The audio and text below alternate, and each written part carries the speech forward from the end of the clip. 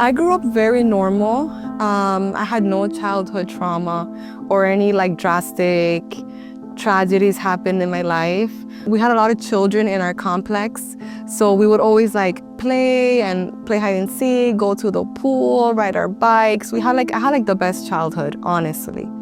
There was a girl who was 5 years older than all of us, so we would always go to her house and watch all the scary movies and listen to Tupac, Bone Thugs and Harmony, B.I.G., Cypress Hills.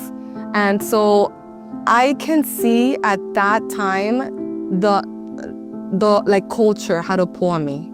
That the secular movies, the secular TV shows, the secular songs, music, really had a hold on me. And I can tell that at a really young age, I wanted to live that lifestyle. When I entered middle school, I started to look for those bad influences. I started to look for those bad people who would smoke weed, people who would do the party life. And I found them. And not too long into 6th grade, I began to skip school to drink, skip school to smoke weed. And at 13 years old, because I wanted to, I lost my virginity to someone who is now in prison for life. By the 8th grade, I was doing cocaine and ecstasy. In 8th grade, I got suspended, arrested, and expelled. I got sent to an opportunity school, and my life didn't get any better. At the age of 15, I was a full-blown drug addict. I was smoking weed every single day, either whether it was before class or after school, and on the weekends doing really, really heavy drugs. Then I go into high school. At the 10th grade, I got kicked out because I had too many write-ups and I had weed in my book bag. So I dropped out of the 10th grade. When I dropped out, my life spiraled out of control. I wasn't coming home for 4 days now because I didn't have any accountability. Now that I didn't have to go to class or try to pass or anything, I would run away from home, wouldn't come back for 4 or 5 nights. I would go home, eat, shower, and do the same thing over and over and over again. My life was completely chaotic. There was a neighbor in the area that I lived in that we started to smoke crack. We started to smoke crack cocaine. And one night, we had no drugs, no money, and we were desperate. And he told me about a guy who owned an escorting service. And that night I was so desperate, I agreed. I agreed to call him and start working for him. I was 16 years old when I started to sell myself, and I did that until I was 19 years old. During that time, I've been arrested 5 times.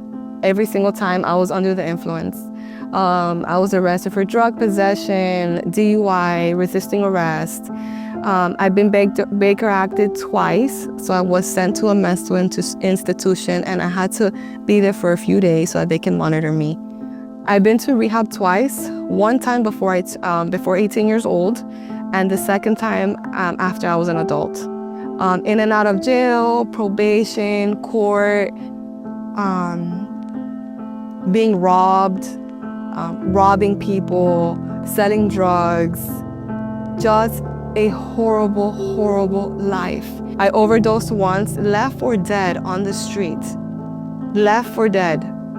And I woke up in the hospital because they were trying to revive me. And I was my parents' worst nightmare. Imagine your daughter calling you from jail.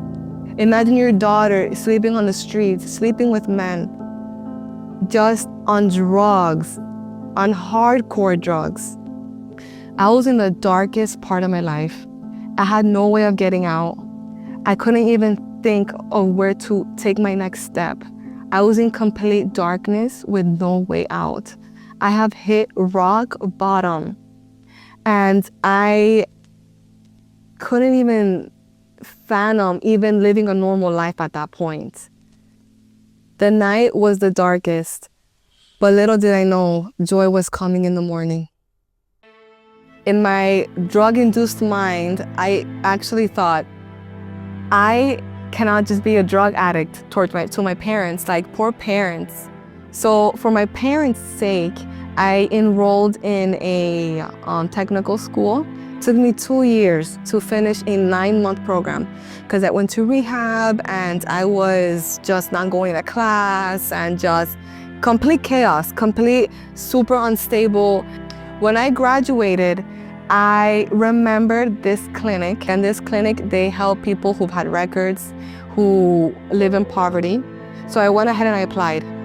When I applied, I had an open case, and I just made up a lie that I was in a car with someone that had something bad and I got arrested, and they accepted the lie. At that point, I was still smoking weed every single day, and on the weekends, I was getting drunk.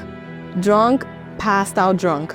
I wasn't doing that like hardcore drugs at that time because I had my first job. A few months working there, my coworker tells me about this girl who passed away for like 3 minutes, and Jesus Christ showed her heaven and hell.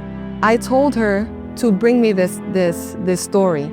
So my coworker literally printed it out from the computer, stapled it together, and handed it to me. It said that this girl who had passed away, Jesus took her to hell, and she explained that in hell, it's a real place. Like, this church is a real place. Hell is a real place. Words cannot describe the tortures, the agony, the anguish in hell. Mental, physical, it's complete torture. Like, demons literally can do whatever they want with you, and you live.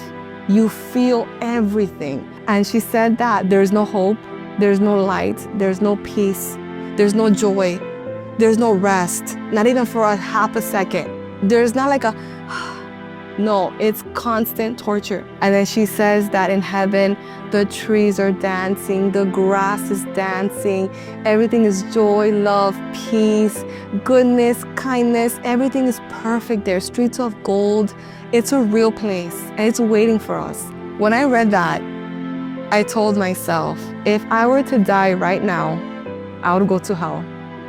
If I were to die right now, I would go to that place because I did not have Jesus Christ in my heart.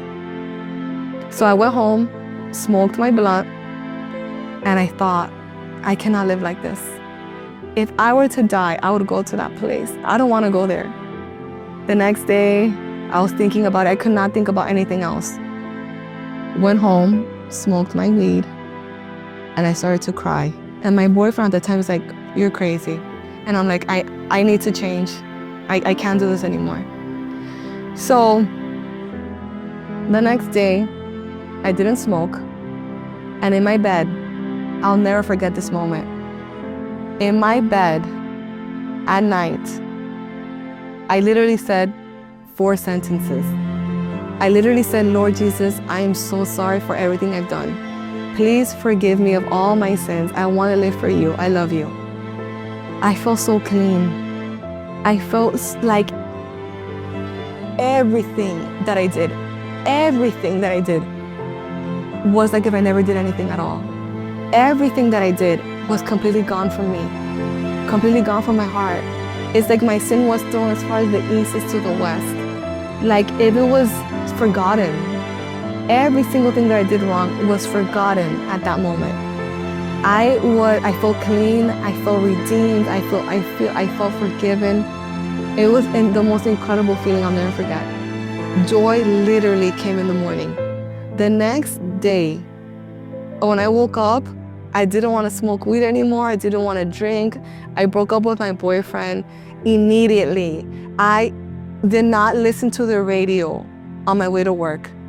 I did a complete 180. It's like I saw color. It's like everything was alive. I had joy, I had peace. It's like I won the lottery. It was the most incredible feeling. It's like I won the lottery, but I won something more. I won eternal life. I won Jesus. And I was literally a new creation. It was a radical transformation. Since that prayer, since I accepted Jesus Christ into my life, I've been clean and sober for 14 years. I have not looked back. I am so passionate in love with Jesus. He has completely, radically transformed my life. That my parents were like, what has gone into this child? A few months after I got saved, my parents got saved, and they actually go to this church now. And God has restored my relationship with my parents. Because as you can imagine, I was the worst nightmare for a parent. And God has completely just restored us into we have the most beautiful relationship, and I love them so much. And they have completely forgiven me. I've been serving Jesus ever since. I been on many missions trips. I've done prison ministry. I do homeless outreach every month. And I just want to live for Jesus. And now I have a hope, a future, a plan, a destiny. I have dignity. I have morals. I have self-respect. After all the men that I've been with, after all the things that I've done to my body, to other people, God has sent me an amazing man of God. He loves me so much. He loves my kids so much. He is the best husband, the best father. If you know him, you know I am telling the truth. He is such an amazing man. I have joy, I have peace, I have love, I have a sound mind. I know where I'm going in my life because now I don't walk in darkness. Now I walk in the light. And most importantly, I have Jesus. It's living inside of me, my best friend, my comforter, my father. And I'm just I have no words for what God has done in my life. I did not do anything. I was not looking for Jesus. I was not looking for God. God found me. And he said, I want to choose her. I picked her. I called her by name. And I just said yes. There's nothing that I did to receive this love. Okay.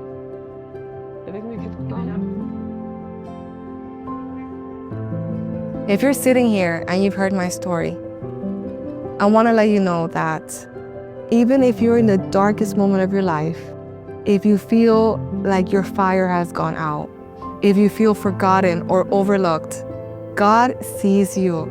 I am telling you right now that God has his hand over your life, and that he has a plan and a purpose for you, and that anything that was lost will be redeemed.